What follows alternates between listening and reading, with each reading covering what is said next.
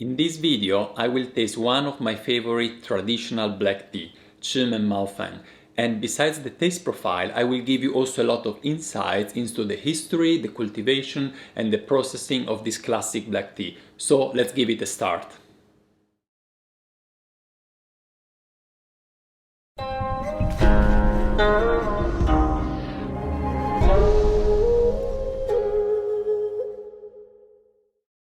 Hi guys, this is Gabriele from nannuoshan, where we share the pleasure of drinking and discovering genuine farm tea. If you're new here in our channel and you're also looking to expand your tea horizon and improving your brewing skills and tea knowledge, then make sure to click on the subscribe button. And if at any point of time you enjoy watching, don't forget to give us a thumbs up. Today I'm going to drink one of my favorite traditional black tea, this one here, the Qimen Maofeng. If you have it at home, just go grab it, prepare your setup, and then let's get started together with this tea so that we can drink it together and you can compare your impression with mine. If you have another Qimen Hong Cha at home, then make sure it is an early spring one, so it needs to have not only leaves but also some buds inside, some copper color buds, and also make sure it was dried on charcoal. If these two are not the case, then your tea might taste quite different than mine and you cannot really compare them with what I'm going to say to you. Anyway, let's give you first some information about this tea. First of all, where it comes from. It comes from Qimen, the Qimen county in the southern Anhui province in China. The meaning of it, actually, I call it Qimen Maofeng. A more longer and more extensive way of calling it would be Qimen Hong Maofeng. Qi is a shortening from Qimen, Hong means red, so it would be the red downy tips from Qimen. And it was harvested on the 9th of April of 2018. This is actually a date that I remember quite well because on the 9th of April of 2018 my grandfather would have get 80, unfortunately passed away, but well, if you can hear me anywhere there, I wish you all the best for this birthday. Buon compleanno nonno. And last but not least, what about the cultivar? So the cultivar of this tea is Zhu Ye Zhong. I'm not 100% sure because I forgot asking the farmers when I bought it, but I bought in the past tea Qimen Maofeng from this farmer and it was always this cultivar, so I guess that also for this batch it was the same. Qimen Maofeng is most probably one of the black tea with the widest spectrum on the market. It goes from very low quality to very high quality. Most of the Qimen Hong Cha that you find on the market actually is low grade, is broken leaves, harvested by machine and processed with the CTC method. Right, the CTC method is also used in China for low quality tea. And then it ends up in famous worldwide blends like English breakfast, for example, where a Qimen Hong Cha is one of the ingredients, or just a standalone tea in tea bags. Now, this is not really the tea that we're going to speak about today, because this tea that ends up in tea bags actually is rather famous with another name that sounds similar, Keemun. So Qimen, Keemun, they are related to each other, and in fact Keemun is actually the romanization of the word Keemun in the Anhui dialect. So basically Qimen, the place, the county, is said in the Anhui dialect Keemun, and the Anhui dialect is spoken all about Xiamen, which was a very famous harbor for tea exports back in the days. So basically the European, when they arrive at the harbor, they have learned this word for it that actually was a local dialect. So that's why usually in the Western world low quality Qimen Hong Cha are called Keemun. We are nonetheless interested about Qimen Hong Cha, the one really that is processed as whole leaf, and in fact there is also an inland demand in China for Qimen Hong Cha, but certainly not for the tea bags and the broken leaves. They are rather interested in the farmer tea product, that is also available in different grades. The one that we have here is called Qimen Maofeng, which means Maofeng means downy tip, as we said, and the shape of the leaves is later long and slender and twisted along its length. While there are also other selections that we also at nannuoshan offered in the past. For example, there is Qimen Xiangluo. Xiangluo means fragrant spiral. For those that know Biluo is the same luo, that means spiral. And in that case, the leaves are a little bit shaped in the form of a spiral, or at least more twisted than in a maofeng. And then another one is Qimei. Qimei, you might also find it. Qi is the shortening for Qimen, and Mei means eyebrow. So in that case, you have the shape of the leaves that resemble the shape of an eyebrow. Anyway, just to give you a little bit more name, we can also mention that for the tea bags quality, so broken leaves, there is also differentiation between different qualities. The most precious one are those that are called haoya, which means downy buds. Now, you won't find any buds in those grades, but that's the way they are called. And usually they have the Qimen Hong Cha, or if you want the Keemun, haoya A grade, and then you have the haoya B grade, just to differentiate slightly to different grades. Anyway, we say we are not interested in the tea bags today, but we are interested in the good stuff. So let's have a look at this tea now. But before I show you the leaves, you have probably noticed here that I have a lot of teaware. There are 4 cups, 2 pitchers and so on, because actually Caroline would like to join me for this tea tasting. So Caroline, come over. I do for you some space here. Hi guys! So it is a fairly new tea actually that we have put online, and I think you have never drunk it, so I'm pretty sure you didn't drink this yet. No. So yeah, that's why she wanted to join.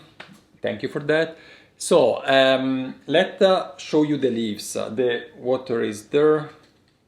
Maybe can you help me to put the leaves in?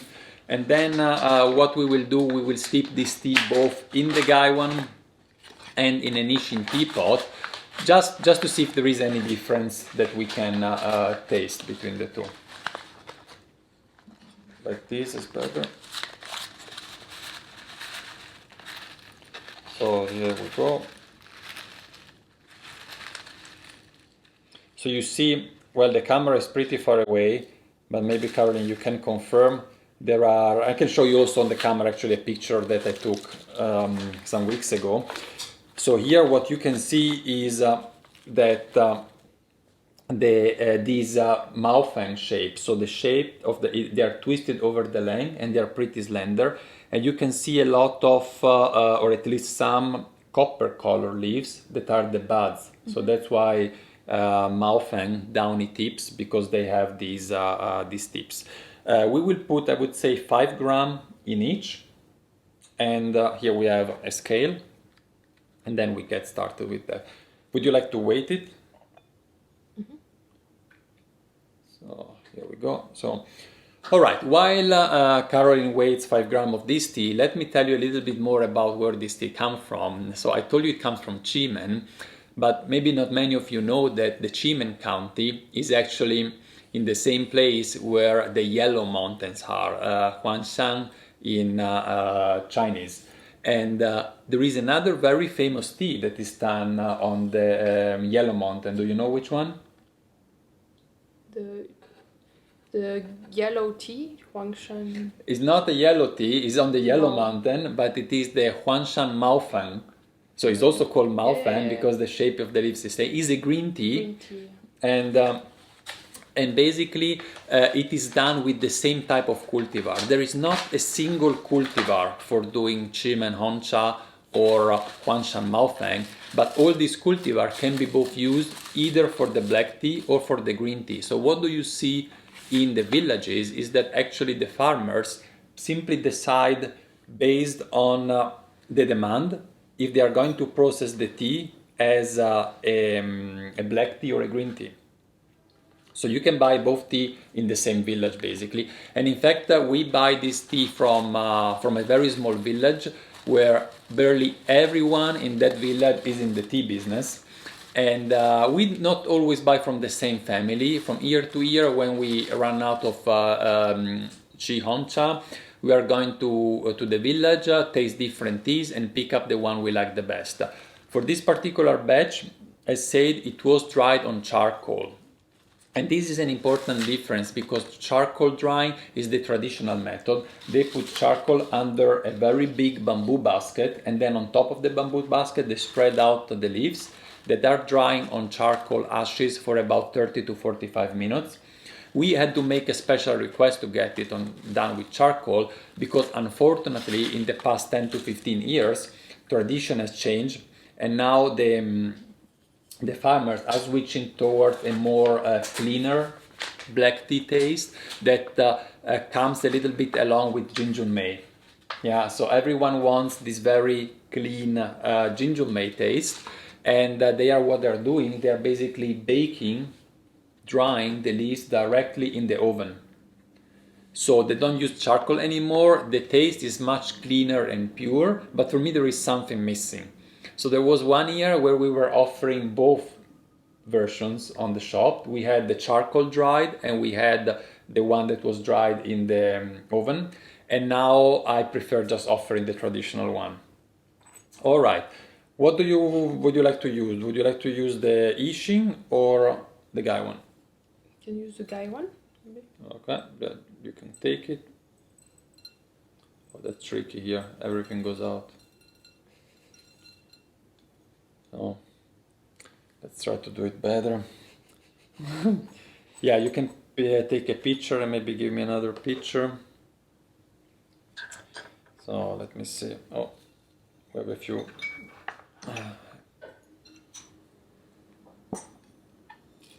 So water is at 95 degrees centigrade, so actually we can start with that, and then let's see how the tea tastes. All right, this we don't need anymore. Let's put the picture, let's do like this so that we can see with both cameras. Can you take the cups? So we put these here in the middle and we put the picture on it. You want this one? Okay. Like that and that. And then next to it we can put the guy. Yeah, you go. Okay. So we have the setup. You have 2 cups. I have 2 cups. Let's.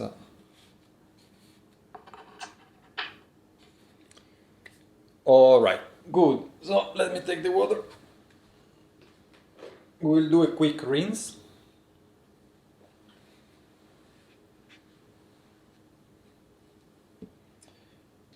Oh.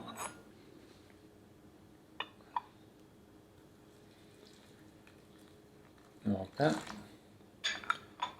I do the same. Oh, now I took it on my side. Hold on.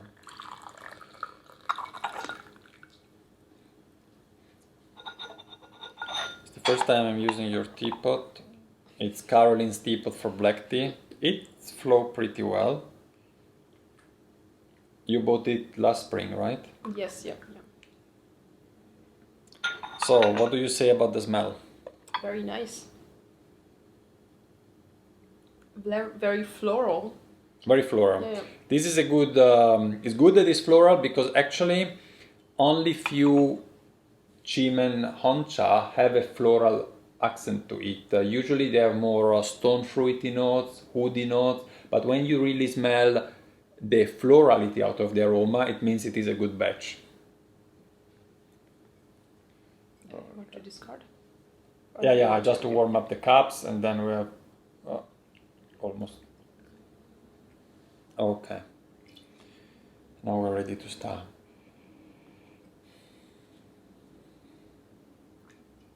So it is. I won't tell you already about the taste. First of all, we have to taste it. Of course, I know already this tea. I haven't drank it for a while though.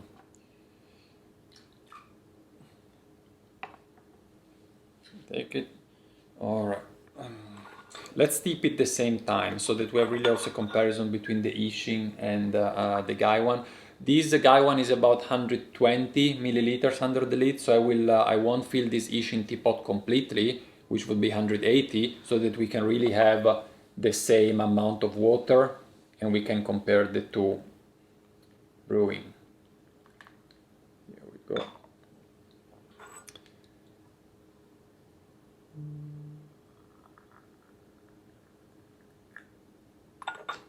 Alright, let me put it back to it up. It's 94 degrees, so it's still warm actually. Alright. Shall I? Or I would wait a little bit, yeah, also because they are pretty heavily twisted, because the twisting actually can be done in two ways. You can do it by machine, as you know, that's the traditional method, but actually this farmer process these first batches here with by hands in the wok. So they basically work by hands the leaves in the wok, and depending the way they work the leaves in the wok, you have the different shapes also. So if you work them in the way like billochun, then you get this rolled spiral shape, and if you go more a little bit in this direction, you have the slender shape like the Maofeng. Go first, I wait a little bit more.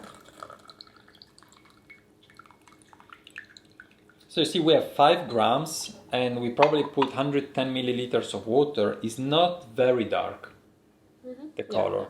It's relative, and this? Well, it's difficult to say, but it's very similar, yeah. It's supposed to be the same. It's very orange. Yeah, a lot of orange and yellow notes. It's definitely just a little bit of red in it.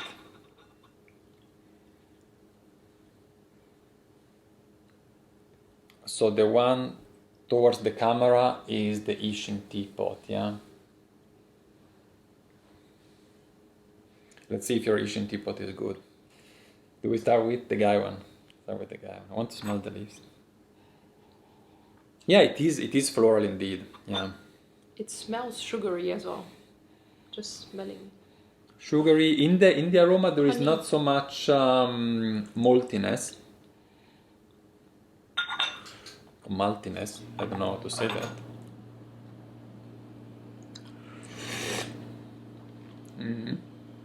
Do you taste the charcoal?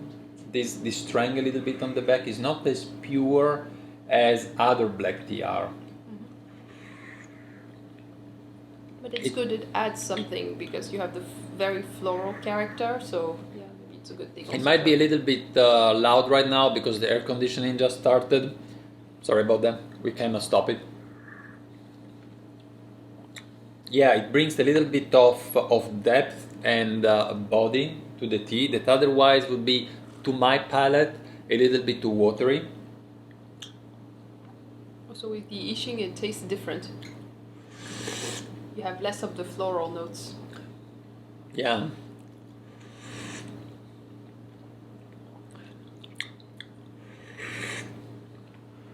But remain crisp and mineral somehow. You have more minerality out of the Yixing, I think. And I taste slightly more bitter. Yeah, yeah. Isn't it? Yeah, for me it's the same, yeah. It's interesting. I wouldn't have said that an Yixing bring actually bitterness to the tea. There's really a difference. But it's really different. In the gaiwan is a little bit cleaner, and you have these floral notes that are faint. You can perceive them a little bit better. Yeah.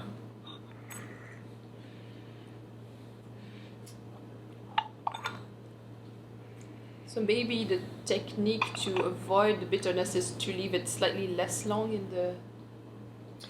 in the Yixing. Yeah, that would be certainly, but of course you also remove a little bit of taste if you steep it for less, yeah. Nonetheless, I mean, yeah, it is. So the first round, I prefer the gaiwan. It's either because just the gaiwan is better, or maybe Caroline's Yixing teapot is not that good. Who knows? Yeah, but you know what? It depends. You know, also in Yixing, if you want to smooth down certain roughness of the tea, then it's a good choice. Like if the charcoal would be very dominant, then you want to smooth it down with an Yixing. But you would never say that this tea is a smoked tea, right? Well, out of the Yixing, maybe more than. But it's not like No, it's not heavy charcoal roast like you would have in other teas. yeah. It's not. It was not the main purpose of smoking it. It's just, you know, if you want the smokiness, it's on the background and not in the forefront. Let's give it another steep. Now it is at 90 degrees centigrade. They taste like two different teas out of the two different. It's quite incredible, yeah.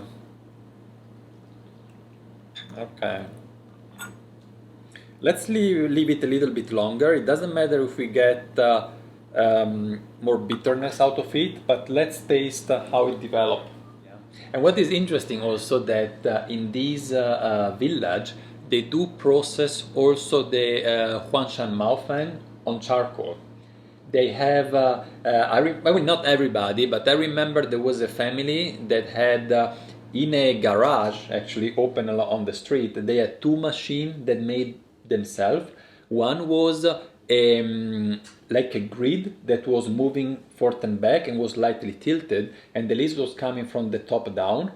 And underneath you have the charcoal, so you do the kill the green. Mm-hmm. And now after that, they put them in an oven for drying, but it was a charcoal oven, not an electrical oven. Mm-hmm. And the oven from the outside was completely made of wood as well. And we offer actually the tea from this family for a little while. I don't know why it didn't sell well. I actually liked the tea, and but you know, I mean, then I stopped buying it. I might do it another try maybe in the next years. Let's see. What do you think? Mm-hmm. Shall we go for it? Yeah. You go. Well, let's, because this probably is a bit slower in flowing out.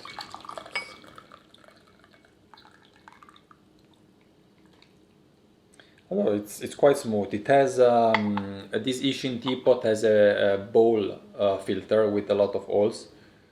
So despite the leaves are small, it's really fluid. Yeah. And I wanted to show you also something. I think you can see it in here, in the bag. You see that you see all the hairs from they stick on the package. They stick on the package. These are all the hair that comes from the buds. Oh, okay, it's my turn. Sorry. How it is the color? It's still very light. It is. I wouldn't say it is a heavy black tea. I would still call it, despite the charcoal, a light black tea, but certainly rich in taste, if that is not a contradiction in terms for you. Light and rich. What did you start it with? The light one, or the gaiwan. The gaiwan. Yeah.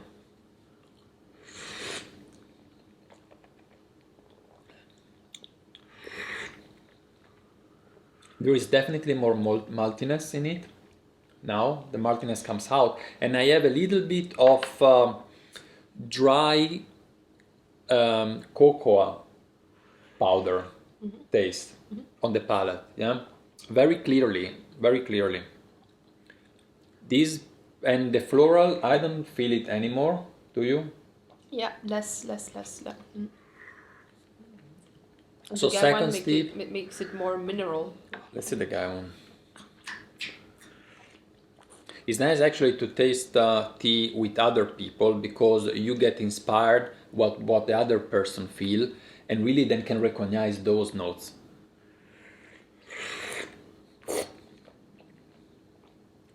What do you say? Let's say. What do you think about the Yixing? So it makes it more mineral, the tea, I think. Now there's not as crazy as a difference. I think that with the first steep, the Yixing removed the floral notes out of it, but the second steep is less floral anyway. So now it's, That was a thought, that with the second steep, you bring the two together. And actually, if I compare the second brewing of this Yixing with the first brewing, to me, it is even more floral than before. I don't have bitter notes now. Yeah, you're right. Yeah. I don't know maybe why. It's a question of seconds of. But we leave it longer. I don't know. Let me try again. But yeah, you see, it's there is so much influence actually in the taste. I mean, they are similar, of course, right? We are searching nuances, but still, when you can tell apart. Yeah, it's true. There's now even more bitterness in the gaiwan compared to the. Yeah, it's interesting. Maybe the Yixing takes out the bitterness, like. We have also to say that the Yixing was warmed up before. I washed it in hot water, while the gaiwan was not. So the first brewing that we did at 95 degrees could have been actually done at higher temperature here than in the gaiwan. It could also explain the bitterness. It's always hard to do exactly the same steeping.